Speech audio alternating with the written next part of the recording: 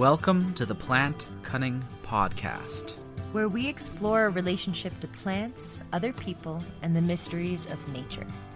Coming to you from the high Allegheny Plateau in central New York. We are your hosts, AC Stauble and Isaac Hill. Okay, so today on the Plant Cunning Podcast, we have Byron Ballard, the Village Witch of Asheville, returning.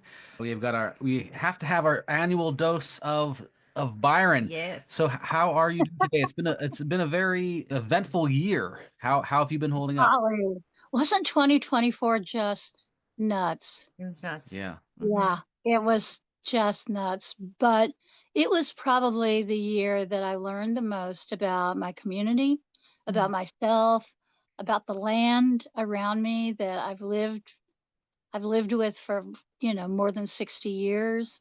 Yeah. And so when I can get some distance from it, I know I'm going to be able to say that was like a cornucopia of extraordinary bounty, even though the destructive force of nature is something that none of us should ever question. Yeah. So it was a big year, the end of September. I was looking at my calendar because, now it's time to get all the expenses and income together for taxes. And I was looking at my calendar and I couldn't remember what happened like in October, November, December. Well, it's because we were doing tons of relief work and mutual aid, and the days just flew by. I know, yeah. And there would be, and every day was pretty much like another day. The difference would be instead of taking a truckload of heaters and propane to Burnsville, we were taking a load of food and water to Swannanoa, or we were taking a load of stuff that had been donated to us that we couldn't use to beloved Asheville down where they are on Old Charlotte Highway. So the days were really amazingly similar, with just enough variation to keep us from like tearing our hair out. And you all probably can't see, but I did, in fact, not tear my hair out, but really early on, because, I used to wear my hair in two long braids. Yeah. We didn't have water. We didn't have potable water for a long, long time, months. Yeah. So I asked a friend of mine if she would just come and cut all my hair off. Yeah. And she went, "What?" And I said, "Yeah, because I need to have the kind of hair that I can pour a half bottle of a plastic bottle of water over my hair, half of it, put a little dab of shampoo, rinse it with the other half, and not waste water and not waste." So I literally looked like somebody who had been, the fever victims, like Victorian fever victims, where they would cut the woman's hair all the way off. Now it's getting a little bit longer, but it's so, I literally didn't pull my hair up, but I cut it all off because I just didn't. I still don't care. I mean, I have never in my whole life cared much about how I looked, but it was like people went, "But I mean, it just looks so stark." And I was like, "Do you know where we live right now? Are you remembering that we don't have water?" We just kept saying we will be lucky to have water by Thanksgiving. Yeah. And we are fortunate because we save rainwater for the garden, because I don't water the garden with city water, with that kind of chemical water. So we had water right outside the back door that we could flush the toilet with. Okay, yeah. But there was not electricity for a long time, but longer time, no water, because the flood itself destroyed much of the system. Yeah. And the system was built along roads, and the roads were destroyed. So first they had to go in and put in a road, and then they could come in and repair the water system.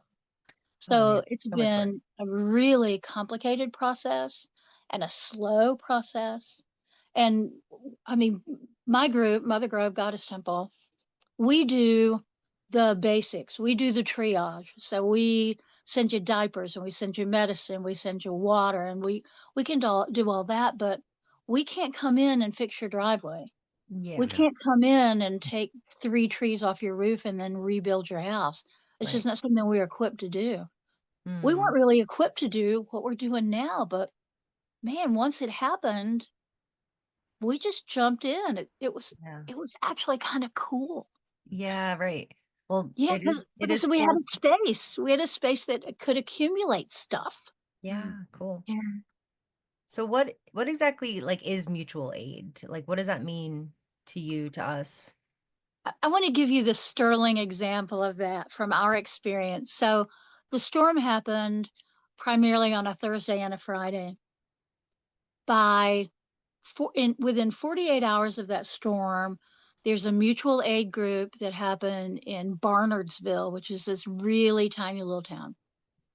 And they moved into an old firehouse. And these are the primitive skills people. And, they're a lot of our mutual friends. Mm-hmm. Primitive skills people, burner people, anarchists, all those folks. They got permission, I'm assuming, maybe not, to use this old abandoned firehouse. Mm. So we brought out SUV full of stuff on Tuesday after the storm. And it was so beautifully organized. So you got there and there was somebody directing traffic. And if you were dropping stuff off, you went in one way. If you were picking up, you went in another way. You got there and you opened up the back hatch of the vehicle, and people came and they took what you brought. And the first bay, I just love remembering how beautiful this was. The first Mm. bay was first aid. The second bay was missing persons. The third bay was food. The fourth bay was, and there was a welcome table. So if you weren't sure where you needed to be, they would say, "Hey, do you need a cup of tea? Do you need to sit down? How are you physically doing? Okay, now what do you need?" And then outside of this really relatively small place, there were those big 10 by 20 pop-up tents with probably 1,000 cases of water. And Uh-huh. that was within days of the disaster. So they were, bam, immediately organized. And there was no, they weren't checking ID. They weren't saying, no, you can't have too much of that. They would say, what do you need? And then they would help you load your car with it. Amazing. That's what mutual aid needs to look like Yeah. every time, everywhere. Mhm. That you drum up the volunteers to immediately get on it. And everybody I know now who's doing this kind of triage and relief work is making a list of what we didn't know Mhm. so that we know it now. Yeah. So that the next time, because there will always be a next time, we are Yeah.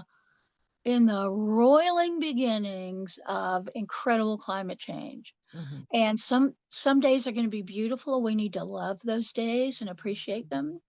And some days are going to be horrible, and we need to figure out how we stand in the face of that and do the best we can. Mhm. I've been using this phrase that things now have to, this is how things have to move in the world. They go from your heart to your hearth, from your hearth to your neighborhood, from your neighborhood to your town, from your town to your county, from your county to your state, from your state to your region, from your region to your nation, from your nation to the world. Mm. Because it cannot go the other way. It simply can't. We have You're right. proven that for 1,000 years, Mm. that empire never takes care of the people that are being ground under empire. So it has to start here. It has to start with what you can do, what your passion drives you to do, and what Mhm. your heart tells you to do. It has to start there and work out from there. My Yeah. sermon for today. I think that's Love it. that's a very important way of looking at it. And that's a beautiful way of saying that Yeah. too. Because you really you can only do what you can do, and we can't definitely can't rely on the government to do anything for us. Mm-mm. How was that? Like, what was your experience of how the government agencies were helping or hurting or not doing either of those things? Just not, Yeah, I mean, I could write a book about that, so I'm going to give you the short version. So, locally, our local city and county government worked with our local public radio station, and we got updates every day. okay. We got an update at 11 in the morning, and then it was repeated at 4. So, if you only had, like, we have a wind up and solar radio, so we Mhm. could listen to the radio and hear what the updates were. That was Yeah. brilliant. It was That's really, awesome. really good. We need to still be hearing what the hell is really going on, but we're not. Okay. So No. now it's 30% of the debris is currently being removed. These are the areas where we actively are removing debris. These are the areas where road construction is happening.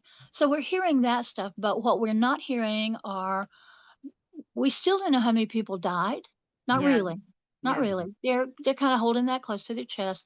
We still don't know how many people are homeless in the sense of their home was destroyed and now they're either on FEMA vouchers in a hotel or they're living in a hot tent back on their land because a lot of people are afraid to leave their property Oh, yeah. Yeah. because the house got hit with 3 trees, so the house is not inhabitable and it's full of black mold.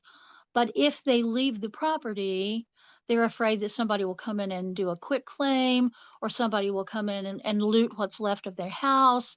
I mean, they're just it's really really hard and it's very complicated. Yeah. FEMA is here. FEMA has set up in the Asheville Mall in an empty storefront, Mhm. and they are as helpful as FEMA can be because it's slow. It's Yeah. very very slow. And the fact of the matter is that land in this county is $100,000 an acre. Wow. So if somebody wants to donate a camper to you because you lost your home in the flood, if you don't have land to put the camper on, you can't buy land to do that. You can't afford it. Nobody can afford to buy land here except outside disaster capitalists because they Right. come in and they make that investment. So Yeah. that's number one, and number two, which is one of the hardest things I think for any of us to take, is that North Carolina, in spite of what anybody else thinks about the election in November, North Carolina made some good decisions. We decided, I mean, we did go with Trump, but we did decide on a Democratic governor, a Mm. Democratic lieutenant governor. Several of the big important offices went to Democrats, but the General Assembly has a supermajority of, or had a supermajority of Republicans. And what they did was go about stripping those offices that we had voted Democrats into of any kind of power. And it Oh. was repulsive to watch, Mm. but more repulsive is that they tied that in to a bill to help Western North Carolina. And so, as the Democrats were fighting to say, you can't strip the governor of power, what are you, a jackass? Yeah. As they were doing that, they were holding aid to Western North Carolina hostage while they did it. It was all tied into the same bill. Brutal. So, Western North Carolina, as far as I know, has yet to get a penny from the state. Now, their money has been allocated, Okay. but we don't even know where that money goes. So if Mm. it's allocated, and it's not any more money than they were going to send in this direction anyway, who does that go to? Does that go to the municipalities here?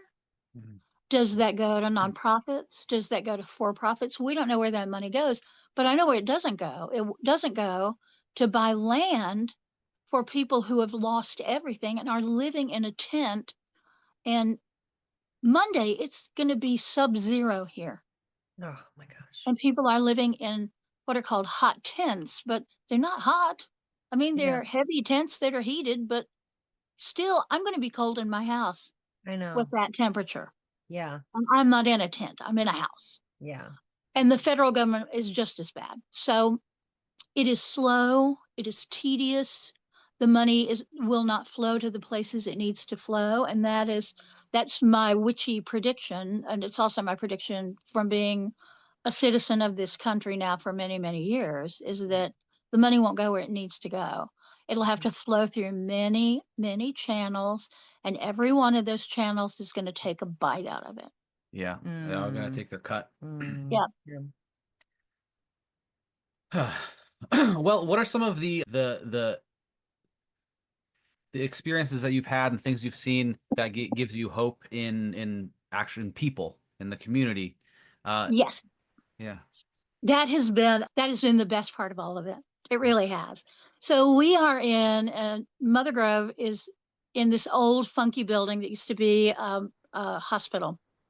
Tons of offices, four stories, tons of offices for therapists and massage therapists and all kinds of things. And we basically we were there 7 days a week for many weeks, And we just had kept the door open, and people would come in and say, "What is this all about?" And we go, "Well, we're here for what you need. What do you need right now?" Well, they needed water. A lot of them needed water, and we lined the hallway outside of our space with cases of water. Mhm. And people would say, "But are you going to bring this in at night?" Or and we were like, "No, that's water for people to take. Why would we?" And they said, Yeah. "But what if somebody steals it?" And it's like they can't steal it because it's for them. If they need water, that's where it is. And there is, oh, you know me, I love to tell stories. There's a lady upstairs. On the door, it just says Mother Grove. It doesn't say Mother Grove Goddess Temple, just Mother Grove. Okay. So there's this little old lady upstairs, and that's unfair to say because she's probably my age, but she's very sort of, perfect gray hair, and she does mani pedis, and her daughter does hair, and her niece, I think, does maybe massage therapy. I don't know, but the three of them work together, and she will have clients come in and go, "Oh man, I really could use one of those kerosene heaters." So she refers to us as the Mother Goose store. Cute. And and she brings people down to us. And we load them up with water and food and whatever they need.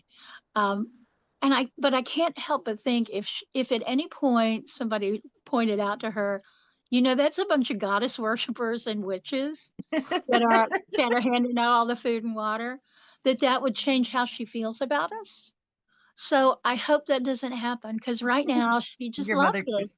We're the Mother Goose store. That's so cute. Mhm. That is great. Yeah, and it reminds me of like you're creating the mother world. It's something that you talk Yeah. about, and that kind of brings us to your latest book, A Feral Church.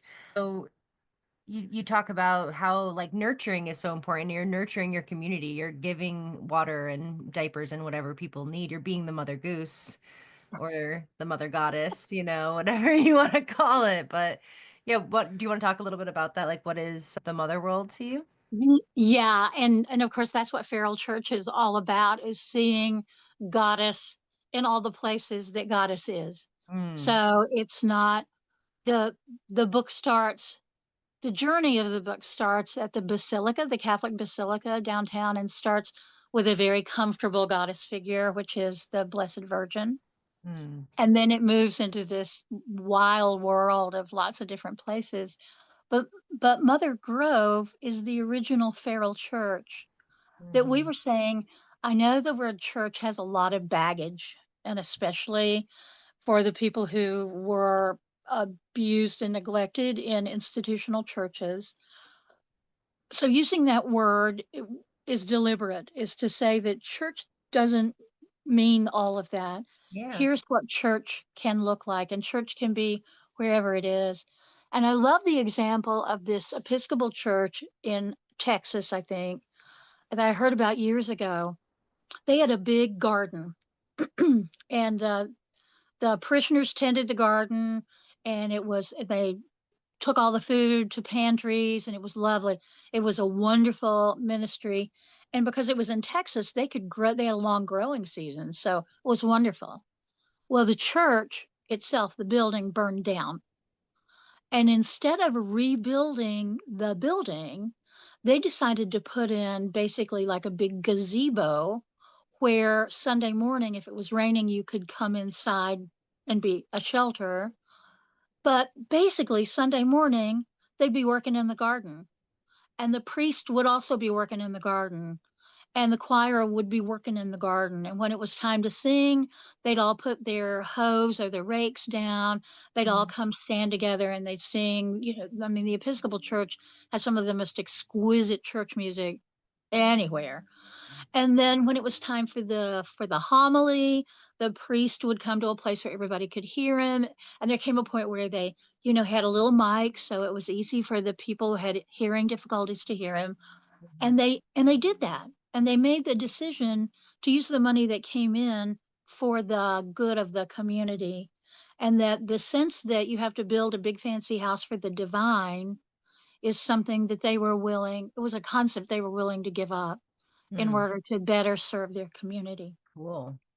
I love that idea. Love that. And I'm not saying every church should burn down. Let me be very clear. Some really nice churches. We love the architecture. We love the aesthetic, Well, because the acoustics. It's nice to have somewhere to put all the supplies if there's an emergency in the area.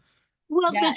the church that is if I can be said to have a home church that is an Episcopal church, is the Cathedral of All Souls in Biltmore Village, and it was flooded in September. They opened their doors to us in the winter and let us use their parish hall, and it's glorious. It's extraordinary and acoustically incredible. Nice. And we've gotten very spoiled that when the weather gets cold, we go inside. Well, we can't go inside there for another probably 11 months. Wow. We probably won't be back in there into that parish hall, maybe Imulk of 26, because if everything flooded. It flooded. Zone, yeah. So the congregation moved into an Episcopal church that wasn't functioning as a church, a little funky church in West Asheville. And they came in and they cleaned it up and they redid the floors and they got in some comfortable chairs and they did all those things that Episcopal churches do.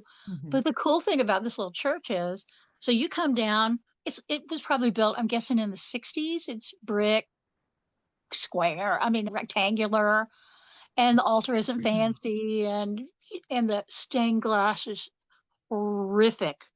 But as you walk down the aisle towards the altar, you just make a left turn and you're in the kitchen. So it's all exactly how a feral church needs to be, because you have to be able to turn on a dime. And I've been using this quote from original Star Trek, where the ship has lost its dilithium crystals or whatever the hell is going on, and the captain says to Scotty, "What can we do? What can we do?" And he said, "We can wallow like a garbage scow in front of a warp-driven starship." And that's what so many churches do. They wallow like garbage scows. And what all of us have to do, whether you're a church, whether you're a civic organization or a nonprofit, we got to be able right now to turn on a dime, so that where we were when we were doing triage work, we were sending out cases of water, diapers, food. That was the big stuff. Yeah. Because it was September and it was still pretty comfortable and warm. Yeah. Then it got cold. And then we're sending out all of that stuff, but we're also sending out Mr. Heater, your propane buddy. Yes. Which is an affordable propane heater. Yes. And propane. And then we were sending out coats and blankets and woolies. And so we can't just sit here and go, oh, well, all we're doing is we're sending out food and diapers, because that's done now, because stores are open now. People, they're not desperate for chicken feed. But also, and that was a weird kind of story, is that somebody contacted me and said, "I've got a couple of big sacks of chicken feed. Do you need them?" And I responded with, "No, we're not handling any kind of animal food, not pet food, not large animal, but there are other places that do." 10 minutes later, we got a call from a Latino community here, and they said they needed chicken feed. So then I just backed up to the person who said, "I have chicken feed." And I said, "We just had a request for chicken feed. That's crazy. How can we get it?" And they said, "We'll bring it." Okay. So sometimes it's like we get to be the middleman. Yeah. So the chicken feed comes to us. We load the chicken feed, which, as you know, is heavy. We load it into a vehicle and then off it goes to where it needs to go. So we are finding that having the ability to turn quickly and then say to our community, this is what the need is now, is serving us really well. And the word nurture has been a huge piece for us. And we are nurturing community, obviously. We are nurturing our the temple community is also being nurtured, because we feel like we actually have a mission. Totally. We don't just do public days for the 8 days, holy days in the wheel of the year. We don't just teach classes. We don't just do full moons. We've had a food pantry for years, but it's been tiny, tiny, tiny. Yeah. So it's been good for us. But what I hope it does is show people throughout the country that you don't have to have any kind of special training to do that. I keep insisting that we don't know what the hell we're doing. Our plan was to say we're going to raise money and we're going to divide it up between a couple of local nonprofits that are doing a lot of work. And I got a text from a woman in Swannanoa who was on the ground. She lives in Swannanoa. She's on the ground within 36 hours of the flood. And she was saying she needed to reach a mutual friend of ours because she needed to expand her aid network. And that got us into it. Or otherwise, we would have just been raising money and writing checks. Wow. But instead, like yesterday, we got a big water delivery in and we sent out a whole bunch of warm coats and warm hats and blankets, and that went out. And Awesome. what's today? Thursday. We're closed today. Tomorrow, I don't know what will happen, but we're expecting 3 big boxes full of handmade quilts. Oh, that's so And sweet. those will come in. And then this morning I heard from that same friend who got me started into all of this back in September. She posted a thing saying, we have quilts and we have warm hats and all that. And I said, well, we have some of those coming in Mhm. and we'll bring them out to you Yeah. because we'll use part of them and then we'll share them out with you. So the idea that we nurture each other, that we're not in competition. We're not in competition No, with any of these people. of course not. If Yeah. if if we need something, and it's been one of the many, many blessings of all of this is that when we have needed things in the temple itself, like our refrigerator went, and I said, does anybody have like one of those college refrigerators that your kid took to school and now it's in the garage? We could really use one of those. And we were offered 4 of those. Oh, wow. Same with microwaves. We were offered so many microwaves and we just needed to heat our lunches that were coming from World Central Kitchen. We Mhm. just needed to reheat them. So we just needed a little microwave. We got enough that we were able to donate the rest of them to Meals on Wheels. Awesome. Yeah. That's great. So it's happened again and again. We needed a computer. Somebody said, my daughter just sent me her computer. It's all stripped down, clean, ready to go. Oh, wow. Yeah. It's been amazing. Love Yeah. that. Yeah. So it works. It works when it Yeah. works. But the thing that's been interesting, and it made me angry at first, but now I'm pretty sanguine about it, is that I do a lot of traveling. I know a lot of the so-called big name pagans, the pagan influencers, and they were silent, with the exception of Christopher Penzak in Massachusetts, who within like 4 or 5 days said, man, they're in a world of hurt down in Western North Carolina. That's where Byron is.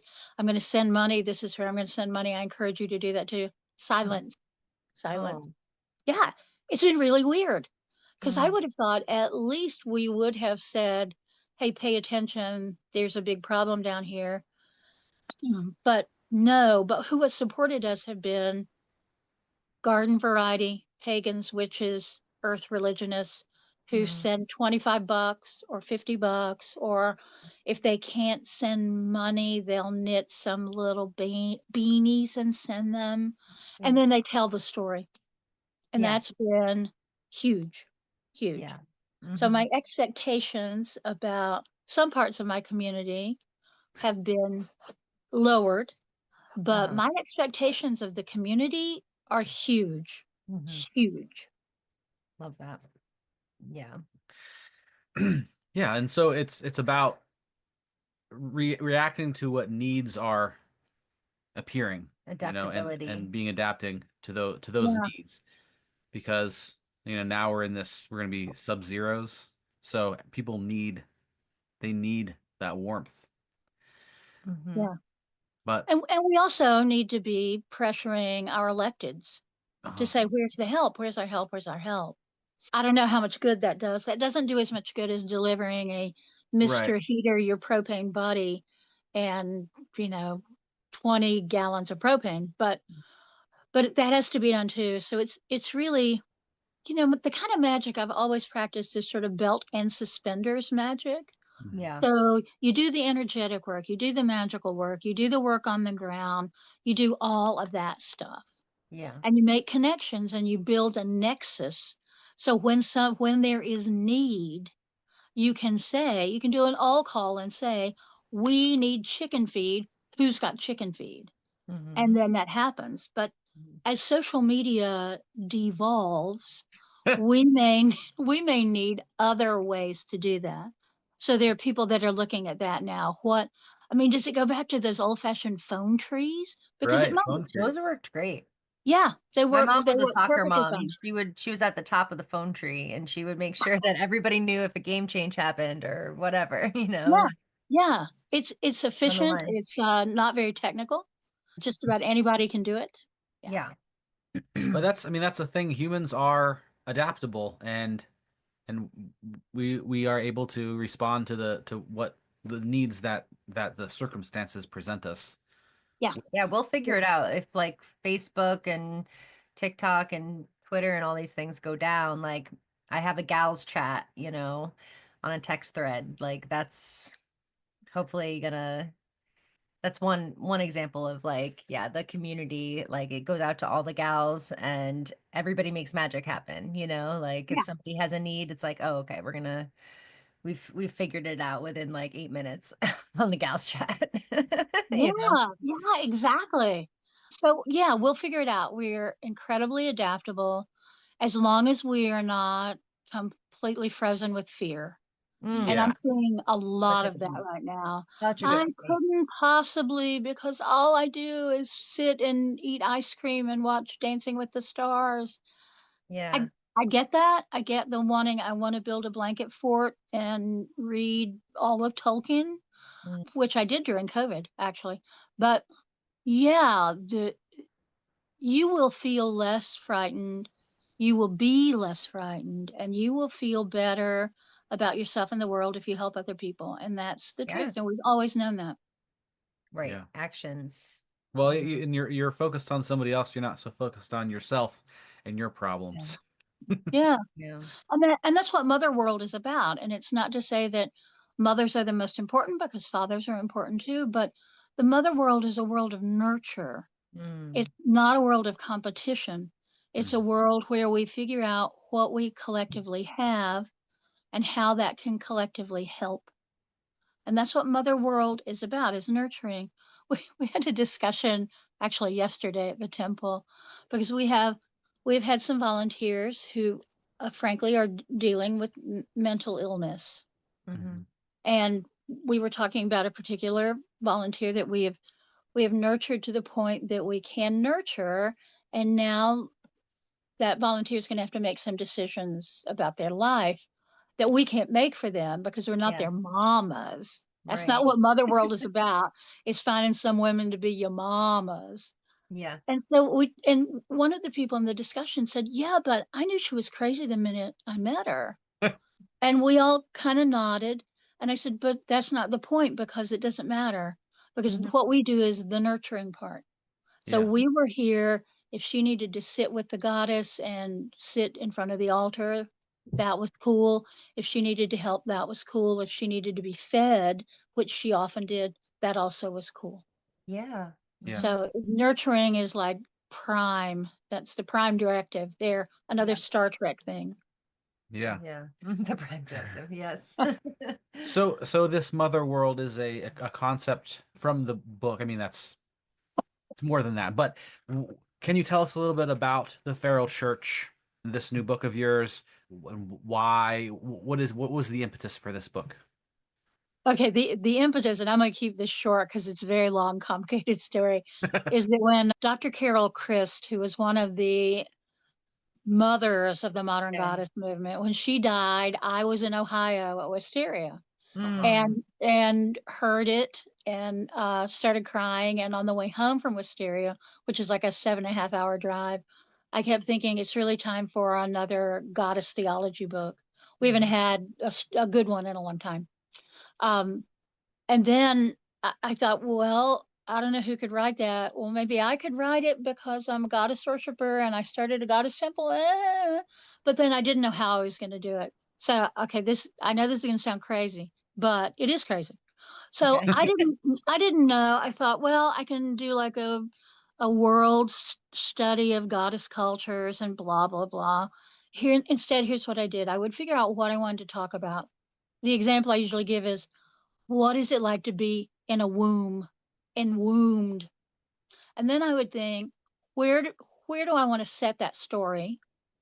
And then I would do a meditation.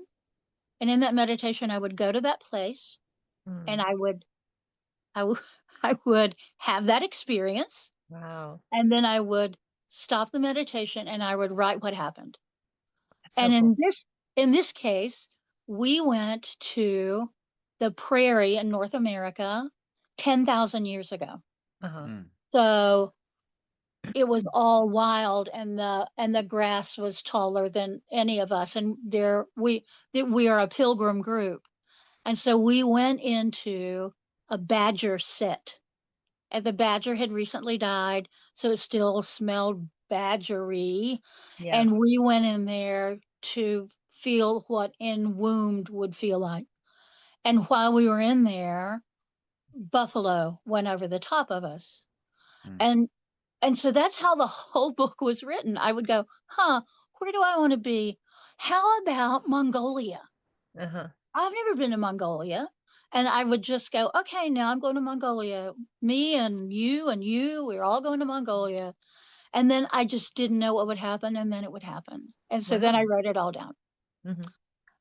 The book ends at one of those iconic places, personal places for me, which is Silbury Hill, which is part of the Avebury complex Mm-hmm. in Britain. And it ends there with the moon rising over the enormous breast of Silbury Hill, Mm-hmm. and we're all carrying torches and we are birthing the new world. Wow. So that's there. Spoiler alert, that's how the book ends. But the book ends with the challenge of, now it's on you. This is what is possible, but now it's on you. And the point of this book, after saying all of that, the point of this book is that organized religion has built this structure. And I think of it as a beautiful building. And they invested a lot into beautiful interiors and carved woods and all of that.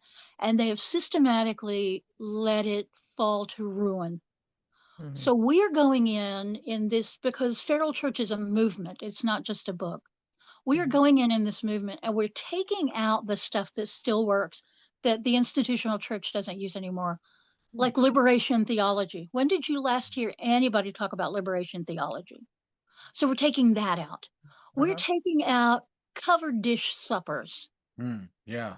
We are taking out the thing that I posted a few days ago, the concept that a lot of modern Christians have of the prayer warriors. Prayer Mm. warriors. We Yeah. reframe that and we made them prayer gardeners. So you're Mm. planting seeds of healing. So Mm-hmm. now we have prayer gardeners. So in effect, what we're doing is going into this old, once beautiful structure. We're taking out the copper pipes. We're taking out the copper wiring.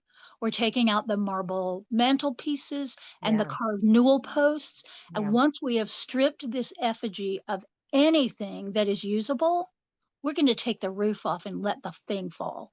Yes. Love it. And that's the point of the movement. Mm. Mm-hmm. And I know that sounds really big, but from heart to hearth, we can Yeah. make that happen. I've been writing since 2018 with Earthworks, the concept of Yeah. circles on the ground. Yes. That where you are right now, find the 3 or 4 or 5 people that you can work with that are like-minded. And what you're going to do is create a circle. So I create a circle, and the people in Swananoa create a circle, and then we put those two circles together.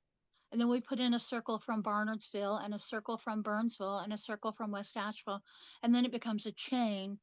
And then as the circles expand, it becomes chain mail. So not only are we connecting, we're finding ways to protect those communities that we love and that we are tending. Yeah. Mm-hmm.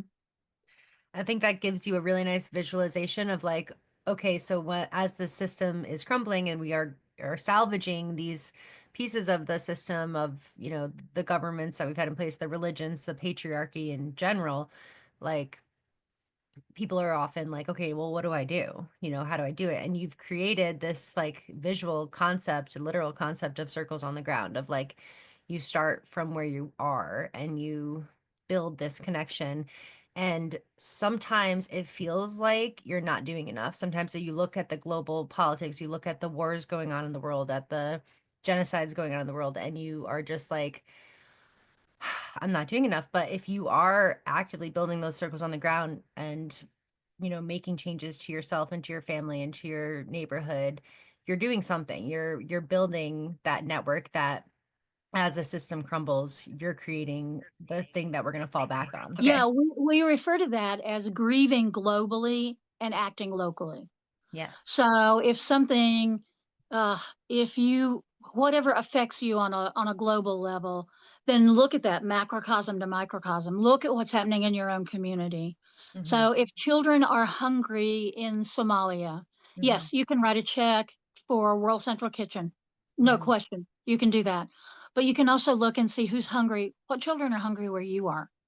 How can you look at your grocery budget and add in what you need to add in so that you are part of a team of people who are feeding other people?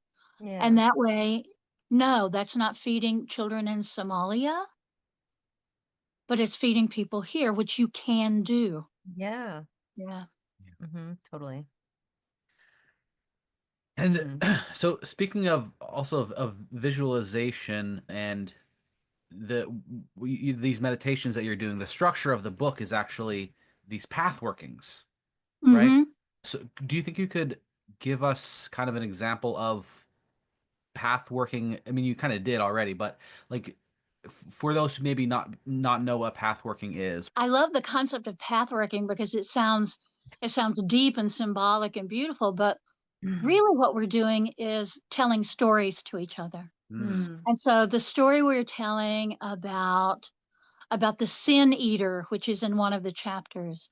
So we go to meet a sin eater and we are in the city and it's a hard driving rain and it's cold and it's unpleasant.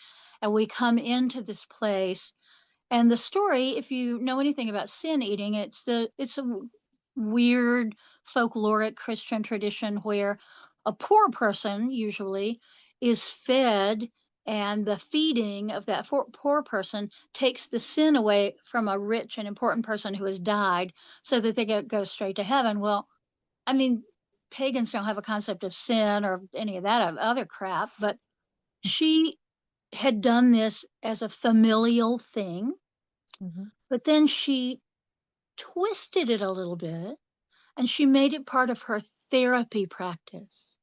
And she worked a lot with people with body issues. And so she would take on their body issues so that they can move past that into a different place. So, what pathworking is and storytelling is setting a place and having some characters of which both the teller of the story and the hearer of the story are part, and then together we do this thing. So it's not the preacher tells you this is how you should be. It's that all of us together go on a particular journey, and in this case it's not a physical journey, but pilgrimage certainly can be a physical journey. And we go on this deep dream space journey where we figure out things that maybe consciously we would have been afraid to approach. Yeah. So does that make sense? Yeah. Yeah. Yeah. Yeah. So and then these are like guided meditations as stories. They are stories, but this seems like a really great way to structure the book as well. And this is an exploration of theology, right? So Yeah, theology. what is theology? If you're looking at the word THEA, it's goddess, as opposed to THEO, which is God. And that is pulling back to that 80s scholarship on goddess worship. And there's a section where we meet the Blessed Virgin Mary. Well, actually, we go to her chapel. We sort of meet her. Anyway, part of that is deconstructing some of our religious language about deity, where we use words for male deity, even though perhaps we want to think of that as non-gendered deity. Yeah. But if the language keeps being presented to us, like the word God is the word for male deity. Yes. Period. So if you want to add in the regendering or ungendering or other gendering of deity, it's good to look at the language around that. The divine doesn't care what you call it, is my personal opinion. The divine doesn't care how you see it. But if you see the divine as a punisher and an oppressor, that makes you feel one way. If you see the divine as a nourisher, as a source of resources that can never be withdrawn, then that's a whole different way of looking at the divine. Yeah. And that's what Mother World is about, is a place where the resources flow, if you want to think of them flowing from and with the divine. That's the difference between what we've come to think of as organized religion, where there are a set of rules. And if you do not follow those rules exactly, then there's punishment. And it's been very, very hard for modern thinkers to consider that there is a divinity or a set of divinities, divines, as I like to call them, that loves you completely, but is also willing to drop you into eternal punishment if you screw up. That those two things don't work for a modern believer. It's really, really hard. Yeah. And we have known that for thousands of years before where we are now in patriarchy and modern hierarchical religion, that there were other ways to look at the divine. And this book and tons of other things, I did not invent the phrase mother world. That's come out of a whole big European thing about how we rethink what government looks like, what community looks like, what the world looks like. So I didn't invent that, but I encourage people to think in those terms. Some people get tied up with, well, if patriarchy looks like this, top down, then is matriarchy, that just means that a woman's at the top, right? And that's not what it means at all. What that means is that we flatten that whole structure so that it actually serves the people that sustain it. And it doesn't just serve whatever is on top of it. The problem is the structure. The problem, not necessarily who's on top of it, though it often is. But it's where we are too with leadership, is that we talk about, I mean, we have no leadership in this country. Well, it's because we're restructuring what leadership looks like, because it doesn't look like this anymore. It looks like a team of people who have taken on chores that they do well. And that's how it has to look. Because if we depend on one person to be able to be all things, then we will be disappointed and we will fail again and again. Yeah, especially if to be I mean, the things that you need to be good at to be a politician are like lying to people and looking good and saying bites. Like none of those. And saying a lot of stuff that doesn't mean anything. But sounds, they can just say whatever they want. Like Biden's like, yes, I've left this country with the best economy that it's seen in years. Meanwhile, no one can afford groceries, Right. And saying, say oh, whatever you want. wow, we have a ceasefire in Gaza. Oh, this is great. And then this morning, no, not really. Not really. No, children this have morning, now he's like, well, maybe not. Yeah, exactly. So this also brings me to a question of like, what is your conception of divinity? And you mentioned hard polytheism in the beginning of the book, and the feral church, it's about that not hierarchical way of seeing, not rigid way of seeing, taking what you need and what works for you. But there's still, in most traditional cultures, there's some kind of form that the divinity comes through, you know, like a Durga with a mother goddess riding a lion with weapons in her hands, defeating a demon, you know? And I like to picture that as like a woman riding a mountain lion with a Bowie knife and a shotgun, you know? Yeah. Oh, and a quart of corn liquor. Yeah. Yeah. Yeah. Well, I think one thing that humans do so well is the anthropomorphizing of everything. Yeah. So if you need to do that and you want to do that, I mean, the story of Durga is wonderful because all the gods are like, "Oh no, demons! Whatever shall we do?" And then she just comes riding in on a tiger with her many arms, and she says, "Give me all your weapons. I got Yeah. this." So if that feels necessary and good to you, nobody's going to judge that. If like I am both an animist and a hard polytheist. So I think that the divines are spirit beings.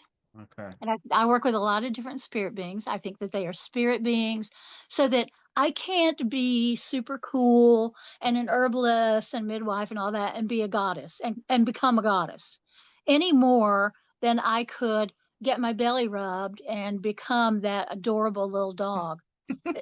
Is that blue healer? Yeah, he's a baby or mini blue healer Pomeranian. Oh my God, y'all are crazy. Those I blue know. healers are crazy. They are. They are. Pomeranians are too, but my Yeah. daughter has a healer and he is just he needs a job, you Yeah. know? Yeah. Mm-hmm.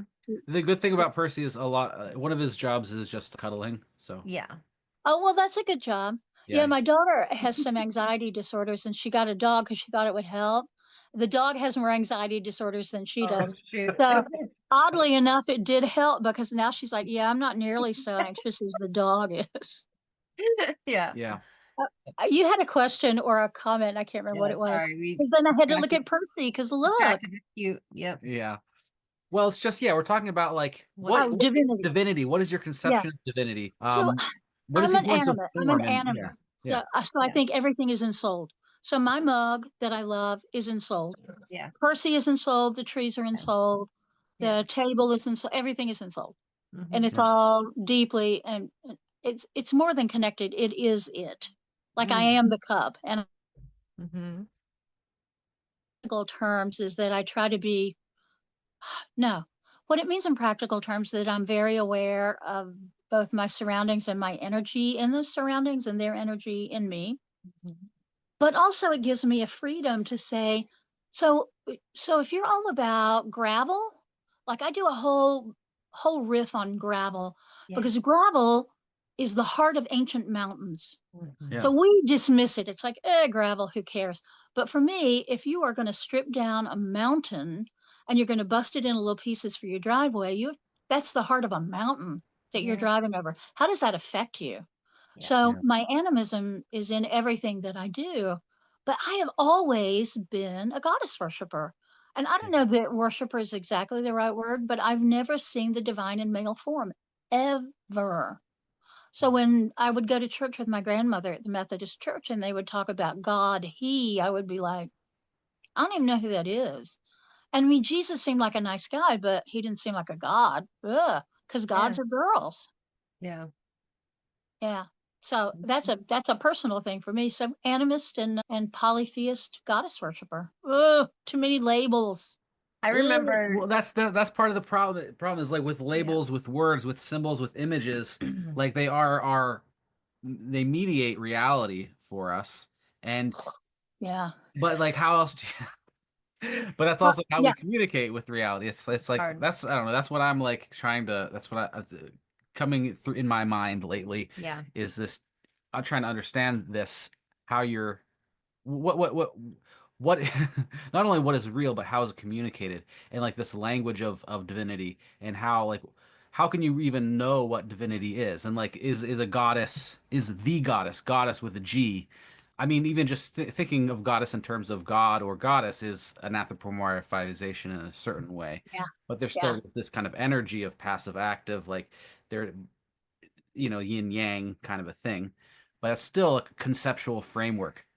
It's interesting, isn't it? Because sometimes it's enough that I can walk out into the fresh air and be like, ta-da, surrounded by the divine, Yeah. touching the divine, all of that. Because Sometimes I need a great big lap that I can climb into and I Mhm. can wrap my arms around and I can cry and I can scream and I can do whatever. And the owner of that great big lap at some point will pat me on the back, Mhm. blow my nose, Mhm. turn me around to face the world, Mhm. give me comfort and grace, and Mhm. let me come back to myself. And sooner or later, the owner of that great big lap that I think of as the divine will push my ass off her lap and Yeah. say, get busy. So Yeah. sometimes I am good with the mystery just being the mystery. Mhm. And sometimes I need an anthropomorphic deity who's going to take care of me for a few minutes. Oh, yeah. For And sure. I don't have a problem with both of those things being true at the same time. Yes. yeah. It was like when Notre Dame burned in Paris. You could hold the tragedy of that beautiful piece of art burning. You could also hold the thousands of years of oppression that the Yeah. church has laid on the entire world Yeah. and say, well, you know, not for nothing, but sometimes you get your ass kicked. Yep. So you could hold both of those things at the same time. Yeah. Because that's another thing humans do well, is that we can hold conflicting views Yeah. and not be driven but so crazy with them. I mean, maybe a Mhm. little crazy. It's true. Yeah. Yeah. Yeah. I guess we're all a little crazy too. Hmm.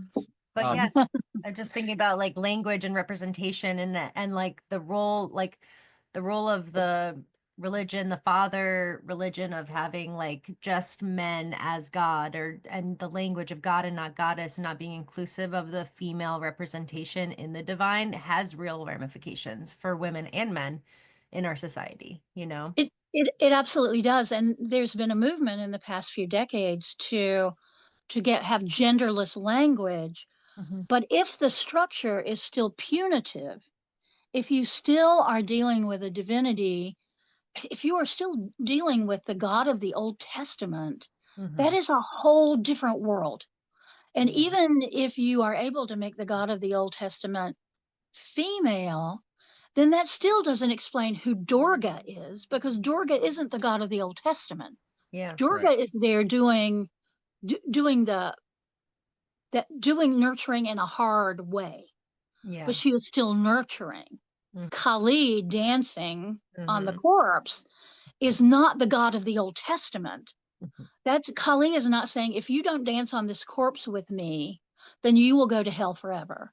No, yeah. So it's a whole different thing. And I'm not saying that the Hindu religion is any nicer to women than any other religion, Hmm. but the fact that there is representation of what female and deity together, because in addition to that, we also have Lakshmi. Look at other Eastern religions, we have Kuan Yin. We Mm. have there that representation is terribly important. Yeah. Hmm. And the Blessed Virgin isn't it. I mean, I'm glad they retained her Yeah. and all of that, but But she it isn't it. she, Yeah, no. It's she has like, responsibility but no authority. right. Yeah, Yes. And she's like the ageless virgin that's not respecting like the cycles of a real woman who, right. yeah, like, was pregnant from the divine and, it's holding up all of these ideals of women that, aren't realistic or true or helpful. So, Or helpful. Yeah, yeah. exactly. And holding up the patriarchal ideas of like the man of the household as the god, and like the leader, and all of these And like we're hearing a lot more of that now. yeah. Yeah, I a lot of that is coming up. Part of that is backlash.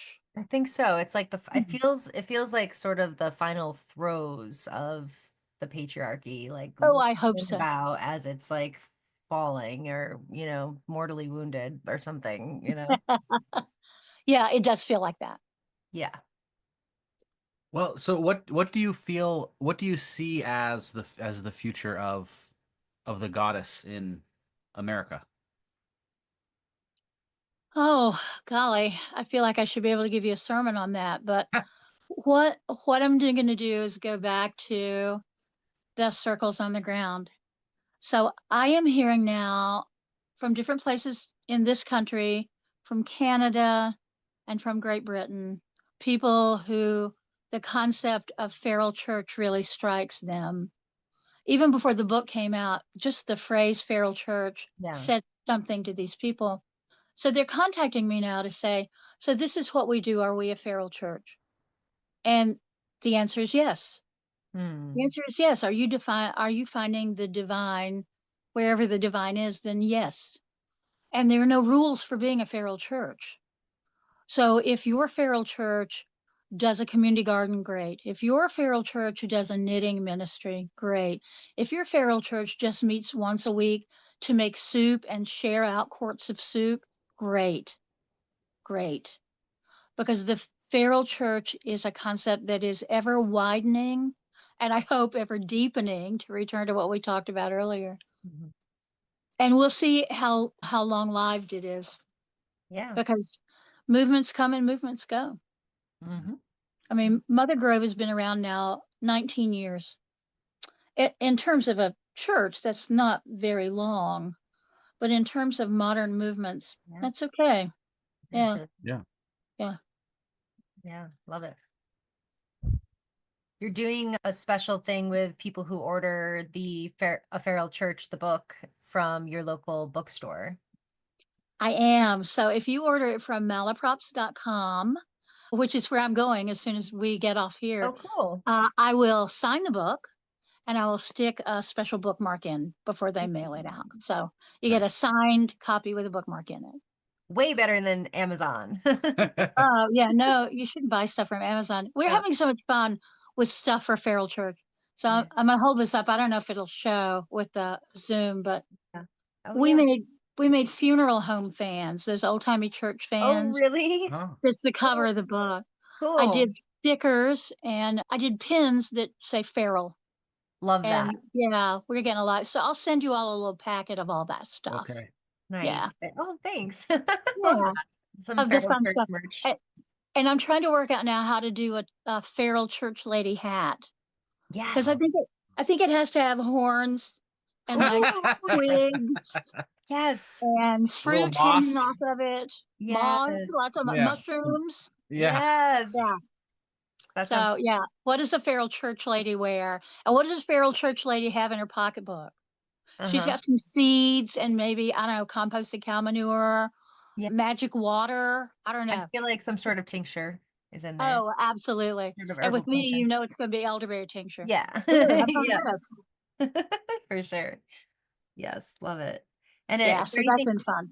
Anything else coming up that you're excited about? I mean, it's all about Feral Church right now, but do you have any events that you're going to be speaking at this year, or are you just stoked about your gardening this year? Like what's fresh? Yeah, I'm going to a lot of different places this year, and y'all can find me on Facebook. That's where that mostly is, because I just can't get back to updating my web page. I know I should be better about that, but mostly I use social media these days. I'm going to be part of the Winter Star fundraiser, which happens the weekend of Valentine's Day. Okay. I am going to be back at Starwood this year. Are you? Yeah. That's where we met. Yeah. That'll be fun. I'm applying to go to Mystic South, which I haven't been to in many years. And then I'd like to get out of the country this year just for fun. You know, I did a tour of Cornwall last year, and we're talking about me leading a tour of Cumbria next year in 26, which would be not a tour so much as a deep retreat, a deep magical goddess retreat in Cumbria. So yeah, I'm going to be on the road a lot this year. And then I'm next year, probably only a couple of places because I need to be here. And that's another thing that this event has taught me, is that there are things here that I need to be doing that me traveling all over the country won't get done. Okay. Yeah. So, yeah. Yeah. And I'm going to a wedding in Brooklyn. Next month. Oh, fun. Because Brooklyn's cool. Brooklyn is cool. Yes. Sweet. Yeah. That's exciting. Awesome. Well, thank you so much for this great conversation, Byron. It's always such a joy to speak with you, and appreciate you so much. I'm so glad. I always remember you coming off that yellow Mini bus, bus. the bus, the color of butter. Yes. Yeah, that was Yes. that was an important meeting. Yes. Yeah. It was a great, I remember, yeah, as I came off the bus and you just were like, oh, Byron, that's Byron Ballard. And you were just camped right there. We parked next to you synchronously and became camping neighbors. And we were fast friends for sure. Yeah, yeah, immediately. It was an immediate thing. Yes. And I miss seeing you all, but I'm glad the travel days are done for now, except obviously you are leaving the country in minutes. Yep. Yep. Yeah. But yeah, I honor that we are still friends. And Yeah. I'm so proud of the work that both of you are doing. Well, It's Thank good you. work. It's an important work. thank Well, you. I mean, you're actually Amazing. doing really important work. So Yes. I'm, Yeah. hats off to you. Yes, absolutely. Carol Church Lady, hats off to you. Yes. No, don't take your hats off. It's too cold. I know. It's Well, snowing actively. Yeah, it's like actively snowing right now. Yeah. Oh, well, I mean, yay, it's winter. I guess It's it should. winter, yeah. And the trees love that. They like a Yeah. nice deep soak. Yeah. Yeah, the soil, Well, it's good. yeah, we need it. Yeah. We Yeah. need all that. Not too much rain for a while, please. Yeah. Anyway, I love you both. So Love have you a safe too. trip. I want to hear all about the trip. I want to hear all about the school. I want to Awesome. hear everything. Everything. Awesome. All Okay, right. thank Thanks, Byron. Wow. Love you both. Love you. Bye. Bye.